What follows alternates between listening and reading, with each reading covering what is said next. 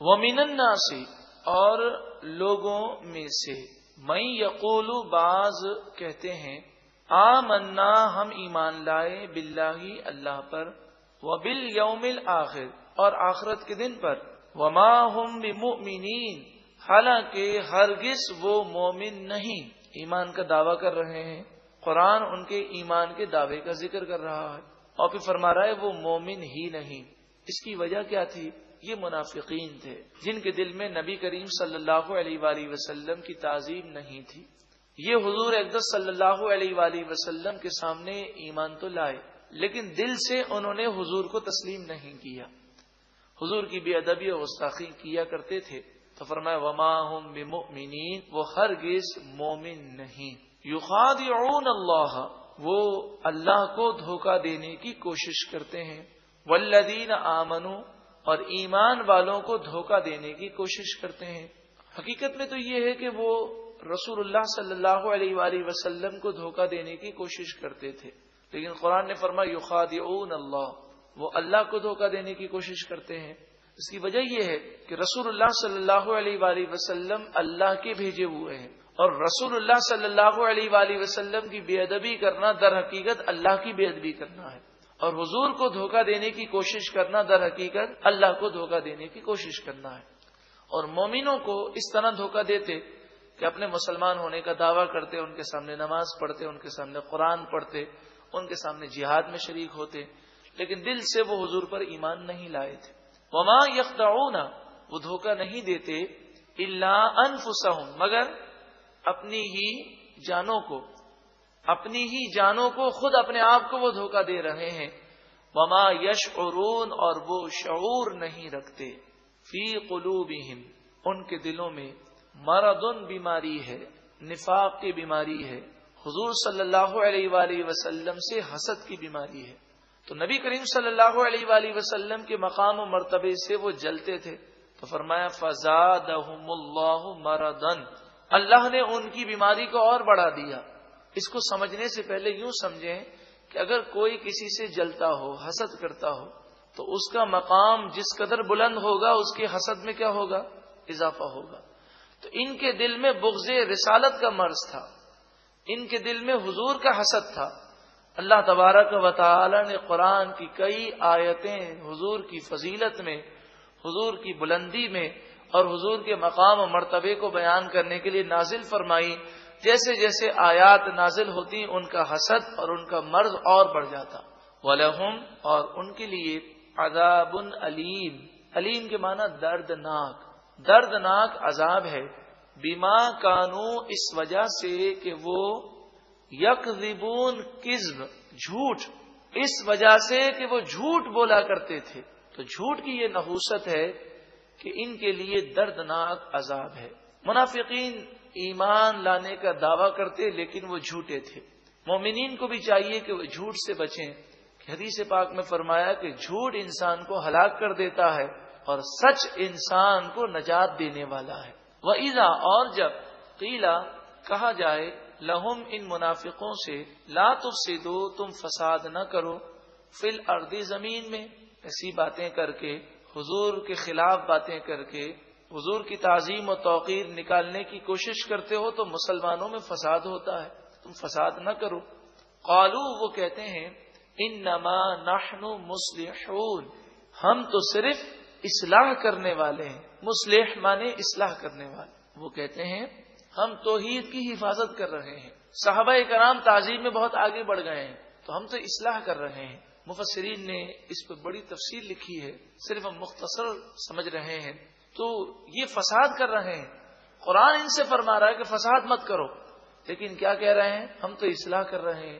پتہ چلا ہر فسادی شخص یہی کہتا ہے کہ میں فساد کرنے والا نہیں بلکہ میں تو قوم کی اصلاح کر رہا ہوں. الا, سن لو, انہم, ہم, بے شک یہی لوگ, المفسدون, فساد کرنے والے ہیں. ولکن لا یشعرون, لیکن وہ شعور نہیں رکھتے, سمجھتے نہیں ہیں. وَإِذَا, اور جب قیلا, کہا جائے, لہم, ان منافقوں سے, آمنو, ایمان لاؤ, کما, جیسا کہ, آمن الناس, لوگ ایمان لائے, جیسا لوگ ایمان لائے ویسا تم بھی ایمان لاؤ۔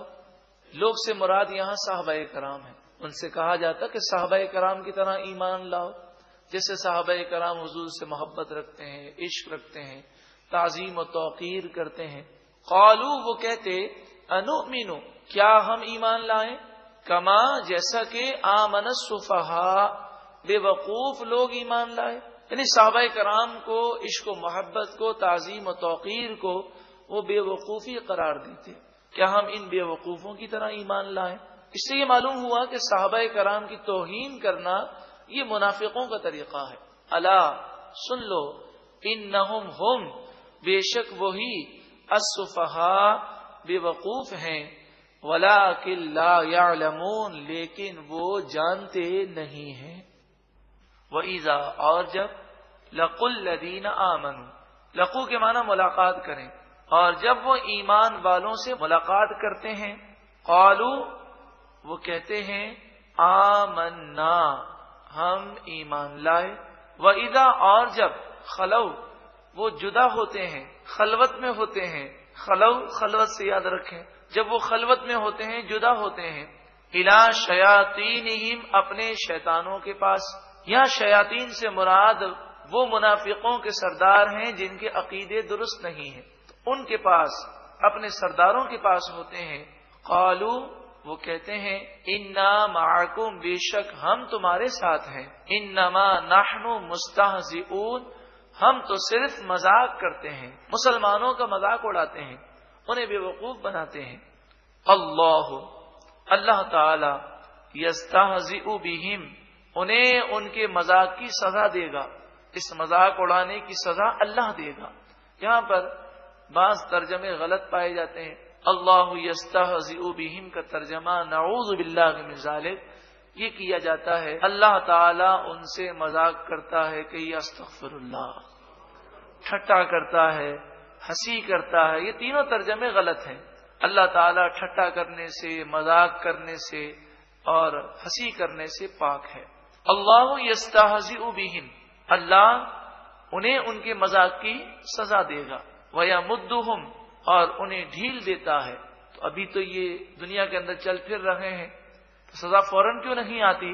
وَيَمُدُّهُمْ اور انہیں ڈھیل دیتا ہے، فی طغیانہم تاکہ وہ اپنی سرکشی میں یعمہون بھٹکتے رہیں۔ بلکہ مفسرین فرماتے ہیں کبھی کبھی کوئی اللہ کی نافرمانی کرتا ہے اور اللہ تعالیٰ اس سے ناراض ہو جاتا ہے تو اسے مزید ڈھیل دیتے ہوئے نعمتوں کی بارش کر دیتا ہے تو وہ اور زیادہ سرکش ہو جاتا ہے۔ پھر جب اللہ تعالیٰ گرفت فرماتا ہے تو اللہ کے عذاب سے بچانے والا کوئی نہیں ہوتا، وہ انہیں ڈھیل دیتا ہے تاکہ وہ اپنی سرکشی میں بھٹکتے رہیں۔ اولئک الذین یہی وہ لوگ ہیں اشتروا جنہوں نے حاصل کیا الضلالۃ گمراہی کو حاصل کیا بالہدی ہدایت کے بدلے، فما ربحت پس نفع نہ دیا تجارتہم ان کی تجارت نے، گمراہی کو حاصل کیا ہدایت کے بدلے میں۔ اس کے معنی یہ ہے کہ یہ مدینے میں تھے منافقین، حضور کے پیچھے نمازیں پڑھتے تھے، حضور سے اللہ کا کلام سنتے تھے، چاہتے تو ہدایت پر آ جاتے مگر انہوں نے ہدایت کو قبول نہ کیا بلکہ گمراہی کو حاصل کیا، تو یہ بہت خسارے کا سودا ہے۔ وما کانوا مہتدین اور وہ ہدایت یافتہ نہ تھے۔ مثلہم ان کی مثال کمثل جیسے مثال الذی اس شخص کی استوقد نارا جس نے آگ روشن کی، جنگل ویران میں کوئی شخص جب آگ کو روشن کرتا ہے تو اس کی مثال بیان کی گئی، جیسے مثال اس شخص کی جس نے آگ کو روشن کیا، فلما پس جب اضاءت ما حولہ پس جب اس کا ماحول اس کا ارد گرد اس آگ نے روشن کر دیا، ذہب اللہ بنورہم اللہ ان کے نور کو لے گیا۔ اس آیت کریمہ میں منافقوں کی مثال سمجھائی گئی۔ سمجھنا چاہیں تو اس طرح سمجھیں کہ جب پہلے ذکر کیا گیا آگ جلانے والے تو اس سے مراد ہیں منافقین جنہوں نے اپنے ایمان کا اظہار کیا، پھر آگ کا بجھ جانا اور ذہب اللہ بنورہم اللہ تعالی نے انہیں نور سے، روشنی سے محروم کر دیا۔ اس سے مراد ہے نفاق کرنا، حضور کا بغض رکھنا۔ تو جب انہوں نے ایمان کا اظہار کیا، کلمہ طیبہ پڑھا، لا الہ الا اللہ محمد رسول اللہ صلی اللہ علیہ وآلہ وسلم، تو یہ کلمہ ایسا نور ہے کہ ظاہر اور باطن کو روشن اور منور کر دیتا ہے۔ تو ہونا تو یہ چاہیے تھا یہ منور ہو جاتے، مگر بغض رسالت کی وجہ سے اس نور سے یہ محروم ہو گئے۔ اور ارشاد فرمایا وَتَرَكَهُمْ، اللہ نے انہیں چھوڑ دیا، فی ظلمات، اندھیریوں میں، لا یبصرون، وہ نہیں دیکھتے، انہیں اب کچھ نظر نہیں آتا، اب وہ بھٹک رہے ہیں، خود بھی گمراہ ہیں، دوسروں کو گمراہ کر رہے ہیں۔ سمم، بہرے ہیں، بکمن، گونگے ہیں، عمیون، اندھے ہیں۔ بہرے، گونگے، اندھے حقیقی معنوں میں نہیں ہے، یہاں مراد یہ ہے کہ اپنے کان سے وہ فائدہ نہیں اٹھا رہے، حق کو نہیں سنتے، حق کو نہیں دیکھتے، حق کے لیے زبان کو استعمال نہیں کرتے۔ سمن، بہرے ہیں، بکمن، گونگے ہیں، عمیون، اندھے ہیں، فہم، پس وہ، لا یرجعون، نہیں پلٹیں گے۔ جس طرح بہرا، گونگا، اندھا اگر راہ بھول جائے تو نہ دیکھ سکتا ہے، نہ کسی کی پکار سن سکتا ہے، نہ کسی کو یہ پوچھ سکتا ہے کہ راستہ کس طرف ہے، تو وہ بھٹکتا رہے گا۔ فہم لا یرجعون، اب وہ اسلام کی طرف لوٹ کر نہیں آئیں گے۔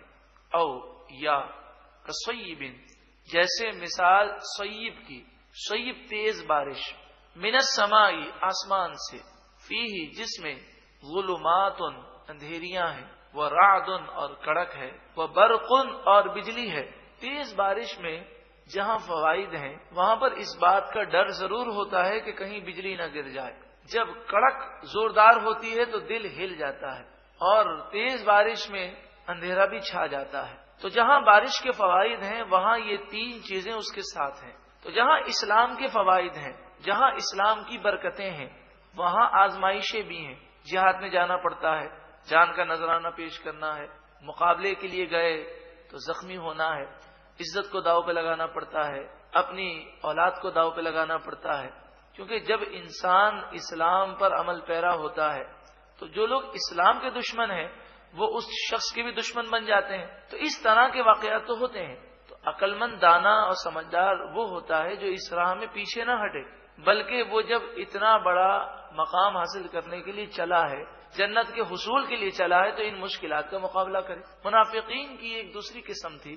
پہلی قسم جو آیت نمبر 17 اور آیت نمبر 18 میں بیان ہوئی، یہ وہ قسم تھی جو پکے منافق تھے۔ اور او کصیبن سے منافقین کی اس قسم کا بیان ہے جو شک میں مبتلا تھے، کبھی اسلام کی طرف مائل ہو جاتے، کبھی کفر کی طرف چلے جاتے، کبھی حضور کی تعظیم و محبت آتی اور کبھی پھر باتیں سن کے نبی کریم صلی اللہ علیہ وآلہ وسلم کے گستاخ بن جاتے۔ تو فرمائے ان کی مثال کیسے ہے؟ ان کی مثال ایسے ہے کہ جب تیز بارش ہوتی ہے تو اس پہ مشکلات بھی آتی ہیں، تو وہ آزمائشیں دیکھ کر اسلام سے یہ لوگ منحرف ہو جاتے ہیں، اور جب انہیں اسلام کا فائدہ ملتا ہے تو بڑے خوش ہوتے ہیں۔ اس کی مزید تشریح اور تفسیر آگے کی گئی۔ یجعلون، وہ ڈالتے ہیں، اصابعہم، اپنی انگلیاں، فی آذانہم، اپنے کانوں میں، من الصواعق، کڑک کے سبب۔ صواعق اس کڑک اور اس بجلی کو کہتے ہیں جو چمکتی بھی ہے، شور بھی مچاتی ہے اور گر بھی پڑتی ہے۔ تو اس گرنے والی بجلی کے خوف سے یہ اپنے کانوں میں انگلیاں ڈالتے ہیں، حذر الموت، موت کے ڈر سے۔ لیکن جس طرح بارش میں کوئی شخص ہو کان میں انگلی ڈال دے تو کیا بجلی کے گرنے سے وہ بچ سکتا ہے؟ اسی طرح یہ منافقین بھی کچھ بھی کر لیں اللہ کے غضب سے نہیں بچ سکیں گے۔ واللہ، اور اللہ تعالی، محیط، گھیرنے والا ہے بالکافرین، کافروں کو۔